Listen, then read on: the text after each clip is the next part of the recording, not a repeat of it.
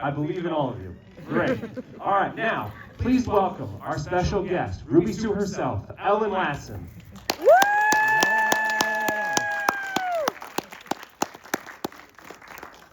Hey everyone, can you hear me? Yeah. Awesome. Your seat. Oh, thank you. Yeah. Thank you guys for coming. I have to say that I haven't seen this movie in the theater since it came out. So this is very special for me to be here, so thank you for joining me for that. So, fun fact, this is actually, I'm happy you said that, this is a 4K restoration of this movie. Oh. Yeah. It looks so lifelike, the sound is incredible. I'm excited that you're going to see this movie again all these years later, like this way. Me too, and I watch it every year, and it's a tradition with my family who is here. My husband Ed is here. Let's give him a round of applause. Hi, everybody. And my sister Amy is here. Let's give her a round of applause too. And last but not least, my mom is here, who it's impossible without her. So thank you. But yeah, it's a tradition for all of us, and every year I watch it, I find something new. So I'm sure that there will be some new elements that I haven't noticed in watching the film. So I can't wait for that. So I'm going to ask a couple questions up top to you, and then we'll take it to the audience. I'll repeat the questions back just in case you cannot hear them. But so you've at this point made Fatal Attraction, right? Great movie. Treat yourselves. Very different from this one. Kids don't watch it. So I just want to ask, like, how did you get cast as Ruby Sue? Like, what do you remember about like the audition process? Did Fatal Attraction have anything to do with it? So it did. So the casting directors for Fatal Attraction were Risa Brayman and Billy Hopkins. And so they gave me my start in Fatal Attraction. And they cast me in another movie called Mr. North, which I've never even seen, so don't worry about it. But so when it came to Christmas Vacation, they were the casting directors for that as well. So they were my initial introduction to that. But I still went through the casting process, and just because I had been cast by them in these other movies didn't mean that I was guaranteed a part. So I legitimately earned my role in this movie. But I had like probably 2 or 3 callbacks, and met with John Hughes, and met with, I think Chris Columbus was the director at that point. So I probably met with him, and then Jeremiah Chechik, the director who went on to actually make the film, worked with him later. But that was the process for that. Do you happen to remember like how many girls you auditioned against? I don't. But who cares, because they didn't get the part. Very true. Okay, so first day on set, what stands out the most? Was there anything surprising or unexpected? I don't really remember the first day. Maybe my mom might be able to say, answer some of these questions. But in general, this was the first film that I did that was on like a big soundstage. So that in and of itself would, the grandeur of all of that was really exciting. And also filming on location in Burbank and Los Angeles. We're from New York, and so getting to kind of leave school and leave home and go be amongst the palm trees and the warmth, everything was just like super exciting. So I have to ask this question. What was it like meeting and working with Chevy Chase? If I had $1 for every time I was asked that question, I'd never have to work again. And my classic answer to that, which I really feel, is that he was wonderful with me. So I was almost 9 years old, and what person is going to be an asshole to a kid? So he was great, and I was a very gregarious child. He was not very interactive with the rest of the cast.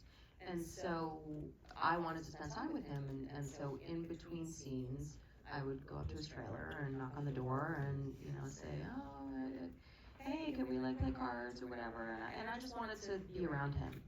And he graciously allowed me to come and spend some time with him. And so because of that, and this has been pointed out to me recently, and I never had really thought about it, so I appreciate those that have pointed it out. The fact that we did get the time, and really it's to my own credit, that I wanted to establish a relationship with him, it lent to what would be a very genuine reaction between him and me during our scene. So so, I've had many people tell me, it just feels really real, it feels really warm, that you're related, that, that he really has this kinship with you and vice versa, and that's because we had spent enough time. So the long answer to your question is he was great to me. Okay, so let me ask you this, Ruby Sue, what was your approach to playing Ruby Sue, to getting in that mindset? I wasn't one of these method actors at 9 years old, so I think that it just kind of, my mom helped to kind of get me into character, I think. And probably my sister helped as well. She's saying, yeah. Thank you. But, I think that I just, I don't know. I don't remember what my method was at that point. It's, I wish I could give you a better answer to that question. No, all good. So I'm gonna ask one more question, and I'll take it out to the audience.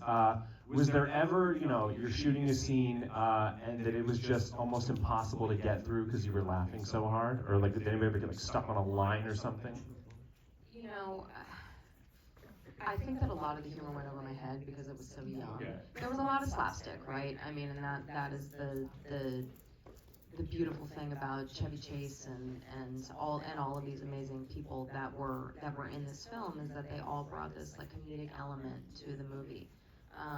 But I mean, it's hard to say that there was one thing that really sticks out that we had a hard time getting through. But from my recollection, I think the sledding scene when we were in Breckenridge, Colorado, standing on top of that very cold ski mountain. There were a lot of laughs happening up there, and I think we were just kind of trying to keep ourselves warm. I'm kind of happy you just reminded me that it's kind of nice out right now, weather-wise, and it was 4 degrees the other day. So, all right, I want to take it out to the audience. If anybody has a question, please raise your hand.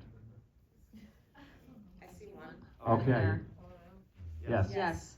Go ahead. Did your eyes ever get crossed again? Well, so thank you for asking. I fell down the well and the eyes went crossed, but then I got kicked by the mule and they went back to normal. So I don't know.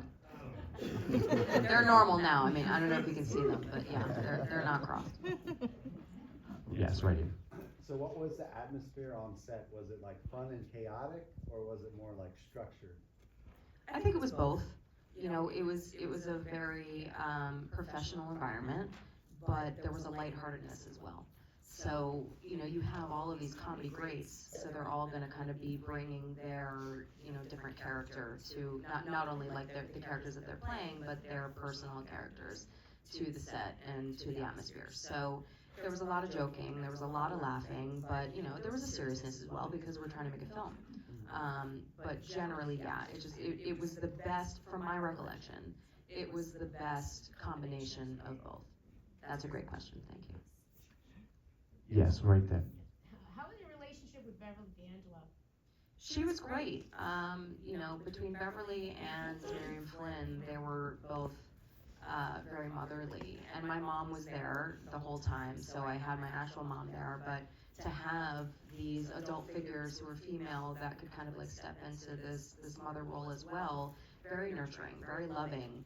And, again, I was this very gregarious kid that liked to make connections with the people that I was working with, and they were wonderful. And so much so that this past June, I did a signing event, a Comic-Con of sorts in Buffalo, and Randy Quaid was supposed to be there. He unfortunately wasn't able to show up, but Beverly D'Angelo and Miriam Flynn were there, and I saw them for the first time since I had left the set in '89.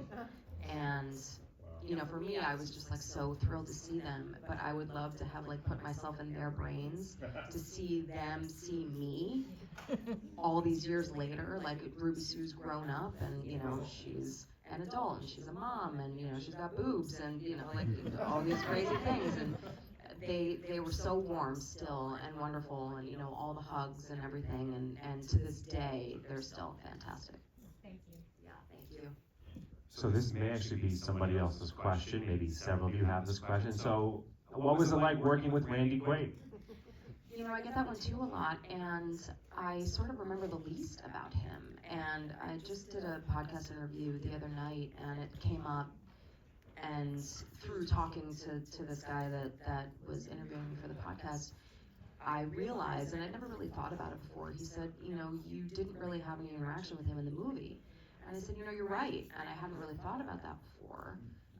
And so that, again, like the way that my developing the relationship with Chevy Chase kind of lent to our dynamic when we were on set. Conversely, I didn't really have any interaction with Randy, and so I don't remember. What I do remember is that he was hilariously funny, and he was a consummate professional. But yeah, as far as like the one-on-ones, I didn't really get to interact with him a lot that I remember. Okay. Do we have any? Yes, little guy. One more time. Yeah. You were probably like a normal kid that your parents didn't let you say or repeat bad words. How did your parents react when you had to say and listen to a whole bunch of bad words? Well, I mean, my mom's in the audience, so I would probably be able to give her the mic. But I could probably say, you know, there was some cursing happening in my house too. And as my mom would tell you, both my sister and I, in different moments in our lives, said bad words. So, and this wasn't the first movie that I had to say a bad word. So, you know, at that point I was like a seasoned professional at doing it. But, you know, I think that, you know, I mean, you'll have to tell me, Mom, you probably took it in stride and you weren't clutching your pearls, right?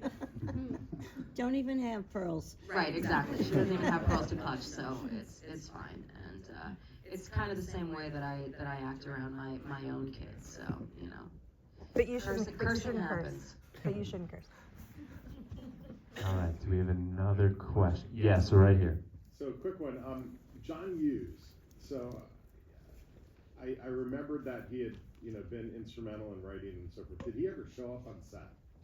He was there, right, Mom? Yeah. Yeah. But, you know, I think that I remember him more so during the auditioning process. And maybe that's because he had his attention on me in that moment.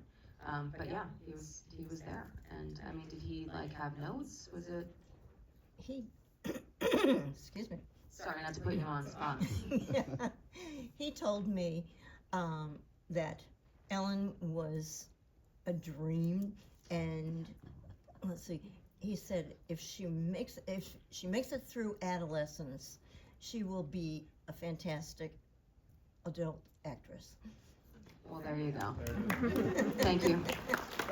The immortal words of John Hughes. Yeah. Do we have another question? Yes, right there. Hi. Do you remember what it was like when you first saw the film in the theater? Were there other cast and crew with you? So, we didn't go to a premiere, did we? In New York. In New York. Was there one? Yeah. I don't remember it. I'm Amanda sorry. was with us. Who was? Amanda. Came. Oh, you don't know her. Sounds like we don't want to. No, you do. She's my best and oldest friend. Okay, cool. But I don't remember that part either. But there was probably one in LA that was Yeah. maybe larger, right? Yes. That we didn't go to. Yeah. We got the secondary one in New York. That one I don't remember. I do remember going to the premiere of Fatal Attraction, and that was like a whole thing. But we're not watching that movie, so we can talk about that later. But I'm sure that it was fun and wonderful. And again, the last time I would have seen this movie, oh no, I probably would have seen it like maybe after going to see it like at our local theater. Mm-hmm. But I don't actually remember that. So again, I'm really excited to watch it on the big screen. Another question? Yes, right over here, yeah. So, have you seen, this is a two-part question, have you seen any of the other vacation movies? And if so, which one's your favorite, not counting Christmas, like another vacation movie? The other vacation movies? Yeah. Vacation. European vacation is whatever. It's fine. It has its moments. Right, there's Big Ben. And Vegas Vacation in my mind doesn't even count because, no, legitimately because it's not a National Lampoon, and I don't think John Hughes even wrote it. So, right? I think he was dead. No, he wasn't dead yet. He was maybe like rolling over in his future grave, but no, I don't think that 3. I don't think he wrote that movie. So in my mind, there are really only like 3 sanctioned vacation movies, and everything else is like a bastardization of it. Don't let go telling the media that I said that, but Vacation is the best. I mean, it's the original. It is so amazing. The incredible John Candy was in that.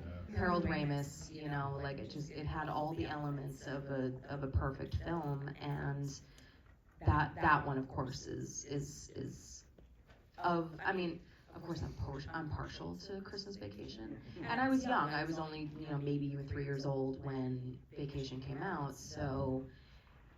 It's not the one that like lives in my brain. Obviously, Christmas Vacation is the one that does. But of those, in answer to your question, it would be the original Vacation. How about that so-called sequel, Christmas Vacation 2? I don't know what you're talking about.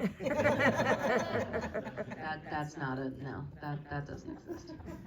Thank you for that. I'm sorry. Sorry if you liked it or if anybody likes it. I'm not trying to piss on it, but yeah. We're actually just going to play that movie instead. So. I'm leaving. Yeah. All right. I think we have time for 1 or 2 more questions. Yeah, right here. What's your favorite Christmas movie?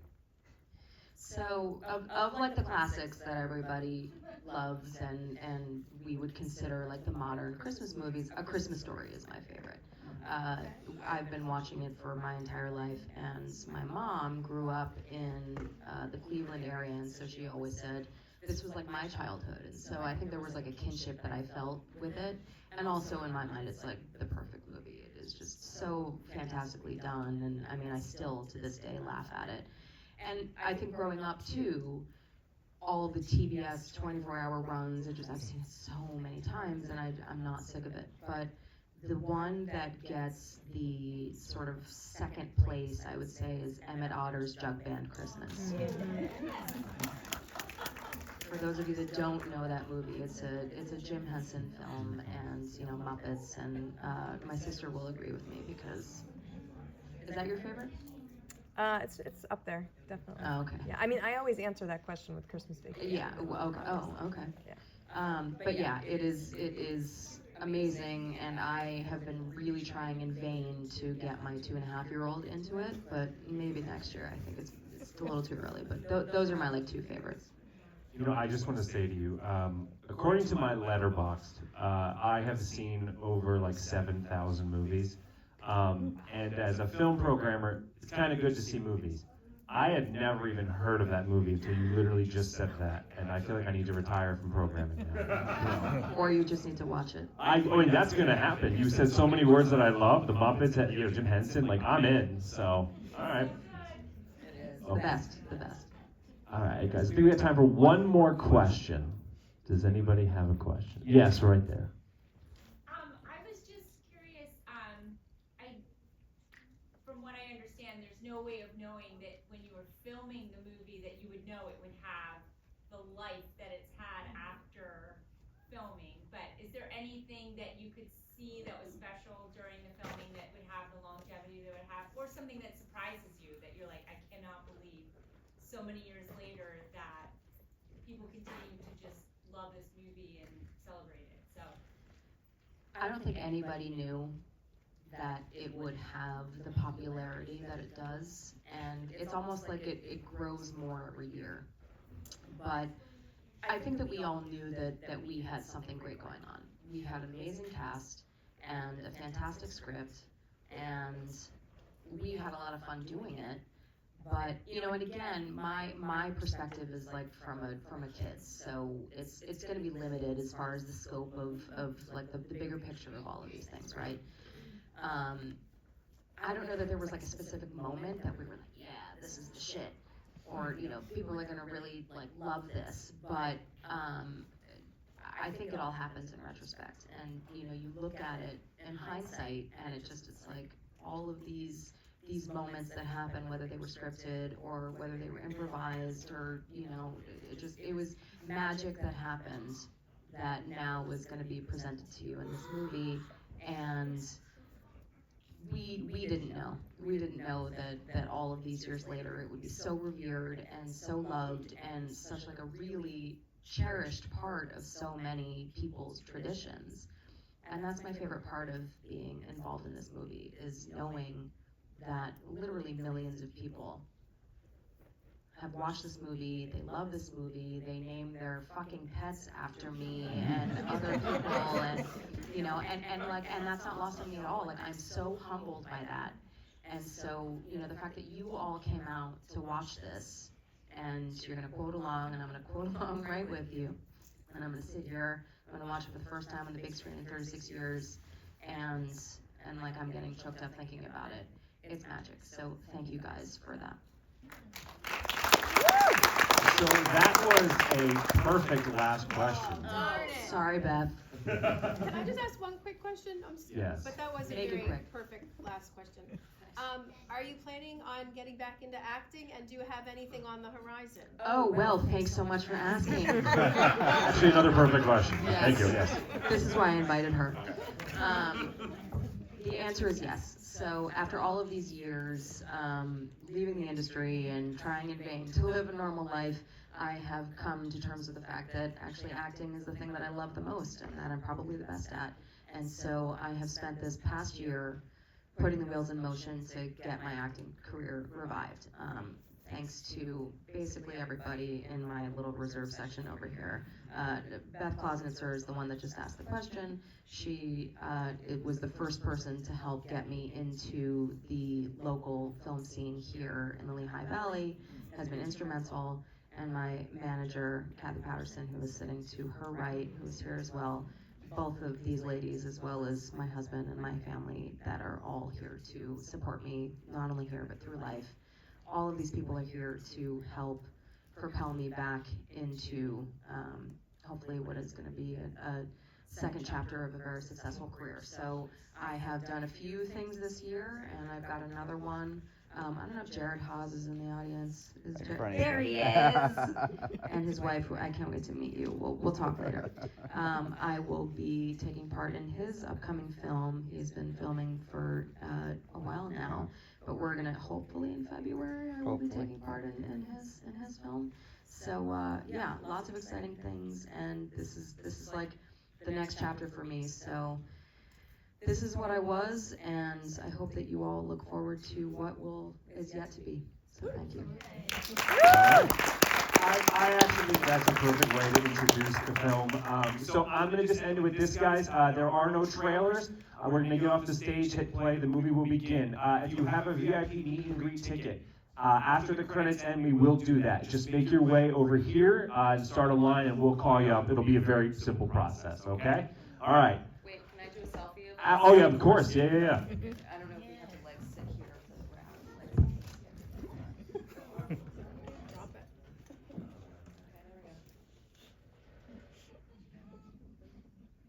Thanks, guys. All right. Thank you so much. I really appreciate being here.